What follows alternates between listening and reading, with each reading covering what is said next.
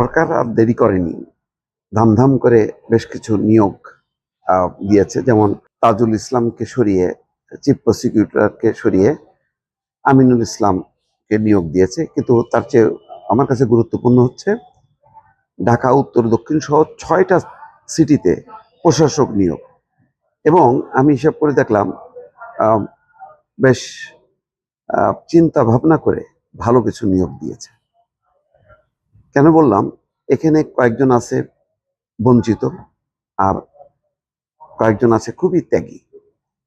যেমন নজরুল ইসলাম মঞ্জু, উনি পরাজিত হবেন এটা আমার কল্পনার বাইরে ছিল।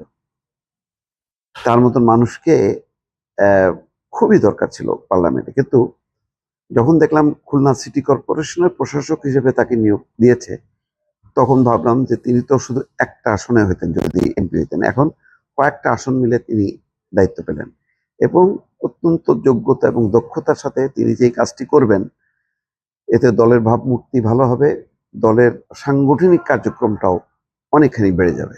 তো সুতরাং একটা ভালো নিয়োগ। তার পাশাপাশি আব্দুল কাইম চৌধুরী, সিলেট সিটি কর্পোরেশন, উনিও এমপি নমিনেশন না পাওয়াতে আমি যার পর নাই খুবই হতবাক হয়েছিলাম এবং মানে খুবই শকড হয়েছিলাম যেটা বলে। এবং এই কারণে আমি তাকে ফোনও করিনি, এত হতাশার মধ্যে ছিলাম যে এই মানুষটাকে মূল্যায়ন করলো না। এইরকম একজন ত্যাগী মানুষ, যার একেবারে যুব দল করা থেকে শুরু করে সিলেট বিএনপি সবাই জানে যে সে কি পরিমাণ আন্তরিক এবং দলের প্রতি তার ত্যাগ আছে।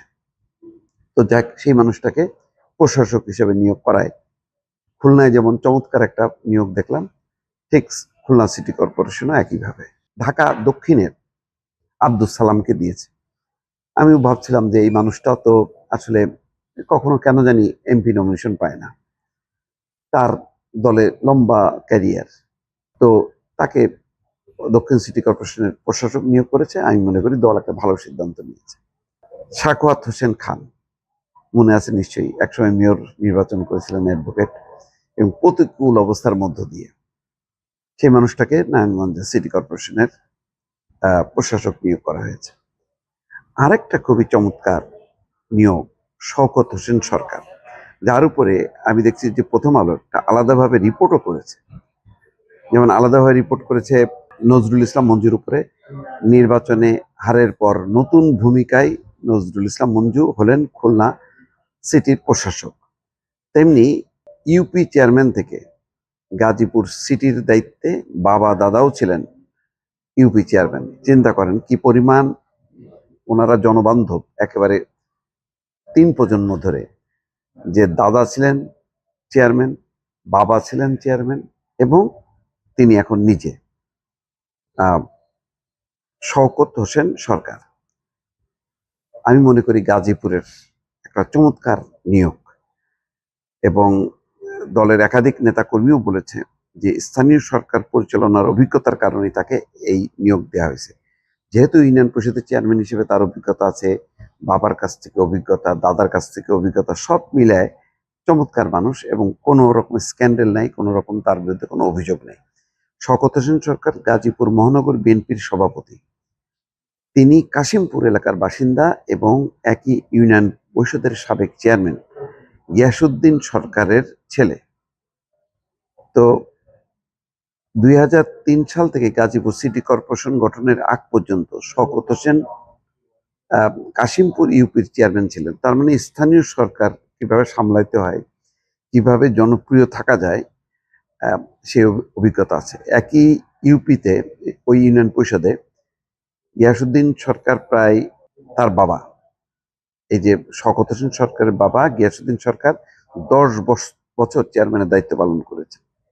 এর আগে তার দাদা জাবেদ আলী সরকার এবং চাচা সোহরাবুদ্দিন সরকারও পৃথক সময় 10 বছর করে চেয়ারম্যান ছিলেন।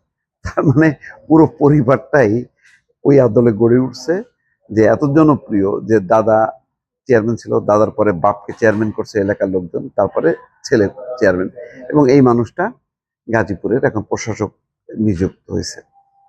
ধারণা করি যে তিনি হয়তো মেয়র নির্বাচনের, যখন মেয়র নির্বাচন হবে তখন তাকে দেওয়া হবে।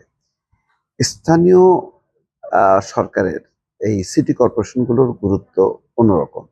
একটা হলো যে দলের সংগঠন, আর একটা হচ্ছে উন্নয়ন। সংগঠনও যেমন বাড়ে, দলের নেতা কর্মীরা উজ্জীবিত হয়, তারা উন্নয়ন কর্মকাণ্ডে সম্পৃক্ত হওয়ার পাশাপাশি সংগঠন গোছানোর ক্ষেত্রেও এই প্রশাসক, মানে রাজনৈতিক প্রশাসক এবং মেয়রদের একটা ভূমিকা থাকে। তো সেই বিবেচনায় আমি বলবো যে এই নিয়োগগুলি চমৎকার নিয়োগ হয়েছে। এটা খুব যথোপযুক্ত সময়, উপযুক্ত সময় এই সিদ্ধান্ত নিয়েছে বিএনপি সরকার।